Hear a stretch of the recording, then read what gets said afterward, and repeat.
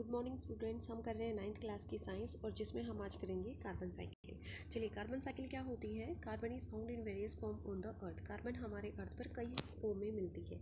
ये elemental form में भी हो सकती है। एलिमेंटल फॉर्म में कौन सी होती है, जैसे डायमंड और ग्रेफाइट होती है। ये कंबाइंड फॉर्म में भी हो सकती है। कंबाइंड मतलब किसी के साथ मिक्स करके ये बनी होती है। जैसे कार्बन डाइऑक्साइड होती है एटमॉस्फेयर में, वो कंबाइंड फॉर्म है। ठीक है, कार्बोनेट है और हाइड्रोजन कार्बोनेट है, इन सॉल्ट्स की फॉर्म में होती है मिनरल्स में। वही all life form while all life form are based on carbon containing molecules like protein, carbohydrate, fat, nucleic acid and vitamins. ये सभी लाइफ फॉर्म इसी के ऊपर डिपेंड है, जैसे कि हमारे जो कार्बोहाइड्रेट्स हैं, प्रोटीन्स हैं, फैट्स हैं, न्यूक्लिक एसिड, वाइटामिन, सब कुछ है जो कार्बन से मिलकर बना होता है।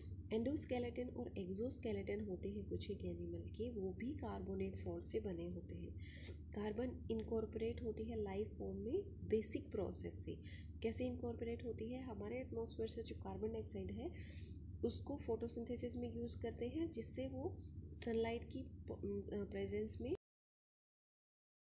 परफॉर्म करते हैं। ठीक है, by all life form that contain chlorophyll. जितने भी लाइफ फॉर्म है जिनके पास क्लोरोफिल है वो ये कार्बन डाइऑक्साइड को यूज़ करते हैं, कार्बन फॉर्म को यूज़ करते हैं, एलिमेंटल फॉर्म ऑफ कार्बन को यूज़ करते हैं through photosynthesis in the presence of chlorophyll.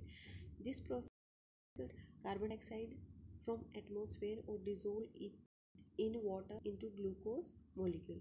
ये क्या करते हैं, जितनी भी लाइफ फॉर्म है ये कन्वर्ट करते हैं कार्बन डाइऑक्साइड को एटमॉस्फेयर करते हैं, इसको वाटर में ग्लूकोज मॉलिक्यूल्स की फॉर्म में। ये ग्लूकोज मॉलिक्यूल या तो कन्वर्ट हो जाते हैं दूसरे सब्सटेंस में। ठीक है, जब पौधा किसी मॉलिक्यूल को सिंथेसाइज कर लेगा, कार्बन डाइऑक्साइड को कन्वर्ट कर देगा फोटोसिंथेसिस से, तो ग्लूकोज जब बना लेगा या तो वो ग्लूकोज दूसरे सब्सटेंस में कन्वर्ट हो जाएगा या फिर वो एनर्जी प्रोवाइड करेगा दूसरे बायोलॉजिकल जो इम्पोर्टेंट मॉलिक्यूल सिंथेसाइज करने में। ठीक है, जो यूटिलाइजेशन है ग्लूकोज का वो हमें क्या करता है, एनर्जी प्रोवाइड करता है सिर्फ सभी लिविंग ऑर्गेनिजम्स को। ये रेस्पिरेशन को भी इन्वॉल्व करता है, जिसमें क्या हो जाता है, ऑक्सीजन में और may not be use to convert glucose back into carbon dioxide. जिसमें ग्लूकोज जब बर्न होता है, रेस्पिरेशन जब होती है, तो हम ऑक्सीजन को यूज़ करते भी हैं और नहीं भी करते हैं, जिससे या तो वो ग्लूकोज जो है कार्बन डाइऑक्साइड में कन्वर्ट हो जाता है, दोबारा से कार्बन डाइऑक्साइड रिलीज हो जाता है। रेस्पिरेशन में एक्चुअली होता क्या है, हमें एक सिंपल सी बात पता है कि रेस्पिरेशन में हम ऑक्सीजन को अंदर लेते हैं और CO2 को बाहर छोड़ते हैं। और क्या होता है हमारी बॉडी में, रेस्पिरेशन इतनी ही बात नहीं है कि ऑक्सीजन अंदर आ गई और CO2 बाहर निकल गई। इसमें क्या होता है, ग्लूकोज जो होता है उसका ब्रेक डाउन होता है, जिसकी वजह से हमें एनर्जी मिलती है। अगर ये एनर्जी ऑक्सीजन की प्रेजेंस में है तो ये हो गया CO2 रिलीज हो गई। ठीक है, this carbon dioxide then goes back into the atmosphere. जब ये CO2 रिलीज हो रही है तो ये एटमॉस्फेयर में चली जाती है। Another process that adds to the carbon dioxide in the atmosphere is process of combustion. एक और दूसरी प्रोसेस है जो कार्बन डाइऑक्साइड ऐड करती है हमारे एटमॉस्फेयर में, वो होती है combustion, where fuels are burned to provide energy for various needs like heating, cooking, transportation and industrial process. जहाँ पे फॉसिल फ्यूल बर्न होते हैं, जो भी फ्यूल बर्न होता है वो किस लिए होता है, या तो हमें हीट करना होता है, गर्मी चाहिए होती है, कुकिंग करनी होती है, या ट्रांसपोर्टेशन करना होता है, या इंडस्ट्रियल प्रोसेस है बहुत सारी जिसमें हम इसे बर्न करते हैं फ्यूल को। In fact, percentage of carbon dioxide in atmosphere is said to have doubled since industrial revolution. ऐसा सोचा जाता है, ऐसा कहा जाता है, ऐसा माना जाता है और ऐसा प्रेडिक्ट भी किया है कि जब इंडस्ट्रियल रिवोल्यूशन हुआ है, इंडस्ट्रीज़ की बहुत ज़्यादा शुरुआत हुई है, तब से जो हमारे एटमॉस्फेयर में कार्बन डाइऑक्साइड की परसेंटेज है वो डबल हो गई है।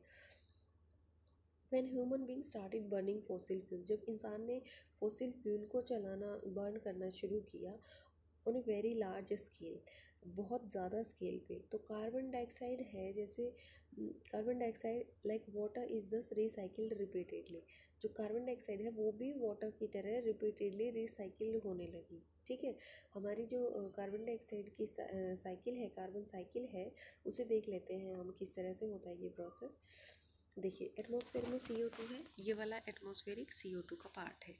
उसके बाद हमारा आता है कि ये एटमॉस्फेरिक CO2 रेस्पिरेशन और कंबंशन से रिलीज़ हुई है। सबसे पहले हम लेंगे कि जो कार्बन डाइऑक्साइड है वो ऑर्गेनिक कंपाउंड्स में कन्वर्ट हो गई प्लांट से। ठीक है। या दूसरा कार्बोनेट की फॉर्म में वाटर में मिक्स हो गई और ये लाइमस्टोन बन गया यहाँ पे। दूसरा जो प्लांट्स ने इसे ऑर्गेनिक कंपाउंड में कन्वर्ट किया था उससे या तो कॉयल बन गया। कॉयल कैसे बनता है, जब ये प्लांट्स नीचे जब दब जाते हैं ज़मीन में तो बहुत ज़्यादा प्रेशर क्रिएट हो जाता है और वो अंदर ही अंदर वो कॉयल में कन्वर्ट हो जाते हैं। ठीक है। या फिर इससे हो सकता है कि पेट्रोलियम बन जाए। ठीक है। या फिर हो सकता है ऑर्गेनिक कंपाउंड्स को एनिमल्स ले लें, या फिर ये जो कंपाउंड ऑर्गेनिक कंपाउंड है प्लांट में ये डायरेक्ट रिलीज़ कर दें CO2 को एयर में। ठीक है, ऐसा भी हो सकता है। अगर इसे प्लांट्स या एनिमल्स ले लेते हैं या तो ये पेट्रोलियम में कन्वर्ट हो जाता है या इनऑर्गेनिक कार्बोनेट में कन्वर्ट हो जाएगा, या फिर ये रेस्पिरेशन के थ्रू वापस रिलीज़ कर देंगे या डिकम्पोजिशन के थ्रू रिलीज़ कर देंगे। तो इस तरह से जो कार्बन साइकिल है वो चलती रहती है।